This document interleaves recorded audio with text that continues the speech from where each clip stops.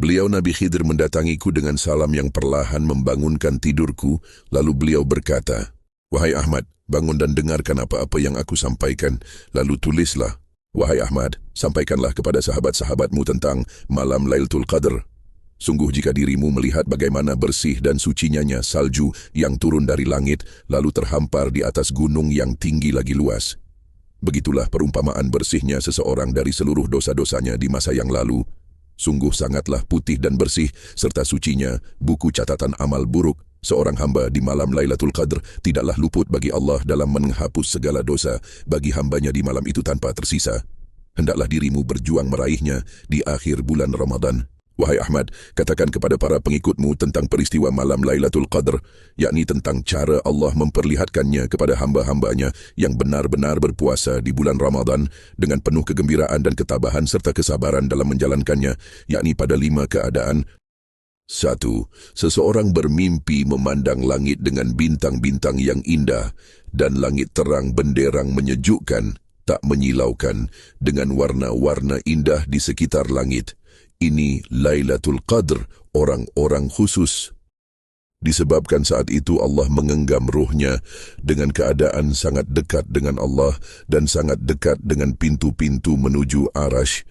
2. Mimpi berjumpa Rasulullah di malam Ramadan termasuk mendapatkan malam Lailatul Qadr walaupun ia tertidur di siang hari.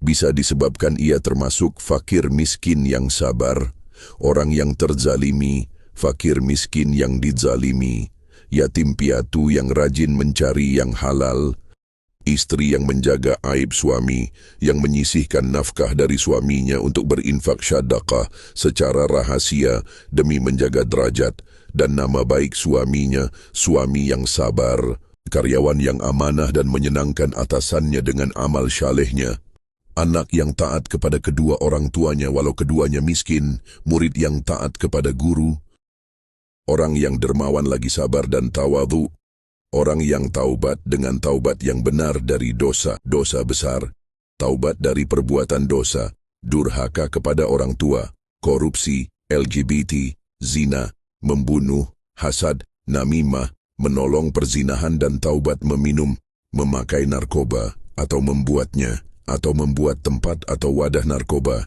dan orang-orang yang taubat dari dosa menolong soal narkoba. 3. Mimpi mandi, wudu yakni bersuci, lalu dalam mimpi itu dia solat di dalam sebuah masjid dengan solat sempurna gerak dan bacaannya. Lalu ia melihat cahaya di hadapnya, ini termasuk mendapatkan Lailatul Qadr. 4. Mimpi duduk bersama orang-orang yang syaleh, lalu ia mendapatkan nasihat-nasihat yang baik. Dalam mimpinya itu dengan sangat jelas, walau beberapa kalimat, dan melihat sekelilingnya ramai orang berzikir. Itu termasuk ia mendapatkan malam Lailatul Qadr. 5. Melihat secara nyata pada malam hari, cahaya di langit dan pohon-pohon tertunduk, dengan suasana sunyi dan hening. Ini termasuk ia mendapatkan malam Lailatul Qadr.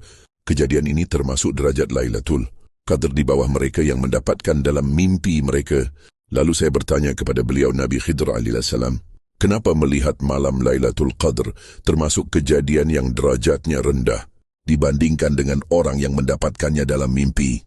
Wahai Ahmad, sungguh seseorang yang mendapatkan malam Lailatul Qadr, sedangkan ia dalam keadaan tertidur di bulan Ramadan, tidur di waktu siang maupun malam, itu adalah keadaan yang paling benar. Disebabkan Allah lah yang maha berkendak, bukan diri mereka.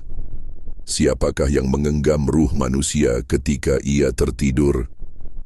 Katakan, dialah Allah Azza wa Jalla yang mengenggam semua ruh hamba-hambanya, lalu mengembalikannya atau menahannya. Yang demikian itu adalah ketetapan Allah atas seluruh manusia. Wahai Ahmad, sungguh beberapa pengikutmu telah mendapatkan malam Lailatul Qadr. Hendaklah mereka menahan diri untuk mengatakan kepada orang-orang yang tidak ada dalam perahumu. Dan hendaklah mereka menahan lisan-lisan mereka untuk banyak bercerita tentang Lailatul Qadr, kecuali banyak memuji Allah dengan zikr, istighfar dan tahmid ketika mereka teringat akan peristiwa itu. Dan hendaklah mereka menjaga diri mereka dari amal buruk sepanjang masa. Sungguh orang-orang yang Allah tetapkan Al-Qadr di bulan Ramadan, adalah mereka yang ditinggikan derajatnya, namun iblis sangatlah membencinya. Hendaklah mereka berhati-hati. Wahai Ahmad, hendaklah dirimu dan keluargamu mengikuti ketetapan yang telah ditentukan oleh penguasa pemerintah di negerimu tentang Hari Raya Idul Fitri, dan hendaklah sesiapa pun dalam perahumu mengikutinya, yang demikian itu lebih disukai Allah dan Rasulullah.